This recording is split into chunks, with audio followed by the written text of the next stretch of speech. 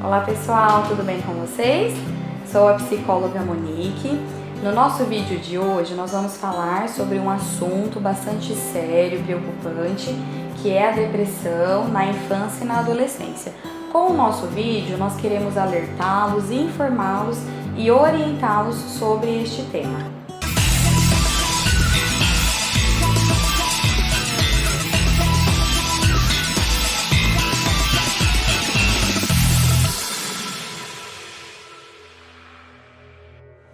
A depressão, ela não escolhe raça, ela não escolhe classe social e muito menos faixa etária.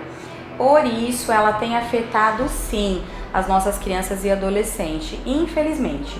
É difícil imaginar que uma criança e um adolescente pode estar envolvido dentro de um quadro depressivo, mas isso tem acontecido com frequência. Eu tenho atendido alguns pais que me procuram preocupados, porque eles têm percebido alguns comportamentos diferenciados em seus filhos, comportamentos que quando nós vamos conversando são sintomas depressivos.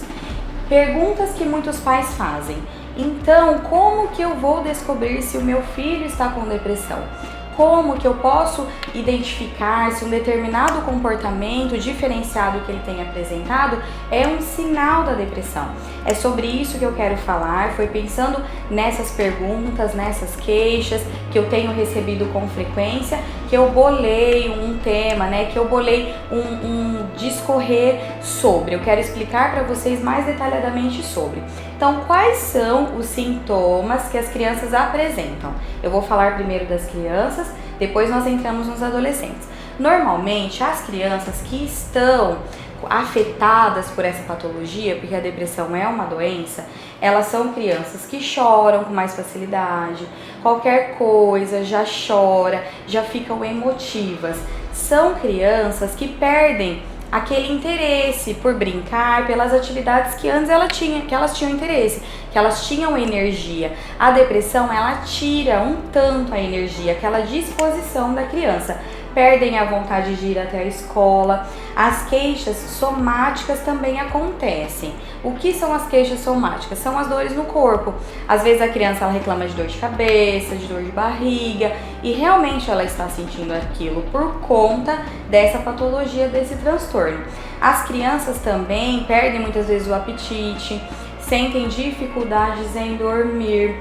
As crianças com depressão, elas têm um rendimento escolar totalmente danificado, tem uma queda no rendimento escolar.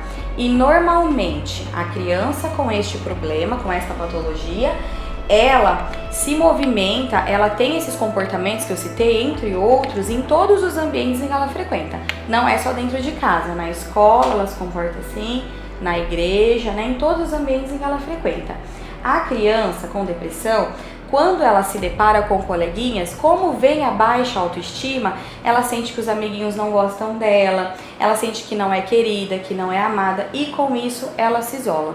Pensando em todos esses sintomas que eu falei, e entre outros que as crianças apresentam, interfere na vida social da criança, interfere na vida psicológica e na vida escolar também. Pensando nos adultos, nos adolescentes, que são os mini adultos que eu costumo falar, os adolescentes, eles têm sintomas parecidos com os dos adultos, é um pouco semelhante. Os adultos depressivos, assim como os adolescentes, eles não ficam constantemente tristes, não tem aquele rosto constantemente apático. Tem momentos, sim, de sorrisos, de alegria, porém, internamente eles não estão bem. Internamente eles estão carregando aquela angústia, aquela desesperança, aquele medo, aquela culpa. O que é muito gritante nos adolescentes é a agressividade. Normalmente os adolescentes eles ficam mais ríspidos, mais irritados, às vezes as respostas são estúpidas e os pais interpretam isso como rebeldia, já associam a agressividade, irritabilidade com rebeldia. Mas muitas vezes não é, muitas vezes é um sintoma depressivo. É claro que não é só a rebeldia, não é só a agressividade, que no caso não é rebeldia, é a agressividade. Tem outros sintomas, como que? Tem dois extremos. Ou o adolescente, ele dorme demais, ou ele tem insônia, ou o adolescente, ele come em excesso, ou ele perde completamente o apetite. Quando você vê essa alteração de comportamento para dois extremos, é um sinal de que ele não está bem, de que ele está assim com um sintoma depressivo. A tendência também é o adolescente se isolar, viver num isolamento social. Ele não quer ter aquele contato muito com os pais, ele não tem interesse em sair, ele vem, né, com esse desânimo, do mesmo jeito que acontece com as crianças, vem aquela falta de energia. E o que acontece nos adolescentes, que é muito grave, são os pensamentos suicidas. Tem sim pensamentos de morte. Às vezes os pais, eles interpretam esses pensamentos como uma maneira de manipulá-los, de chamar a atenção deles. Porém não é. Tem que se atentar, tem que ter esse olhar diferenciado para, se caso houver um relato de um pensamento suicida. Igual eu falei no outro vídeo sobre a automutilação. A automutilação é um sinal também da depressão na adolescência. Então, pais, por favor, prestem atenção nos filhos de vocês. Se vocês perceberam sintomas como os que eu falei agora, existente, tanto nas crianças como nos adolescentes, procurem um profissional da área, um psicólogo, que é um profissional especializado, para que se tenha um tratamento adequado. Porque a depressão, ela tem cura, mas ela precisa ter um acompanhamento para que essa fase passe. É um estado depressivo, né? Não é para sempre, é um momento. O que me entristece muito é ver que pais, eles associam a depressão como falta de Deus. Eu já ouvi isso muitas vezes. E não é falta de Deus. São questões da alma, questões das emoções, que é necessário um tratamento.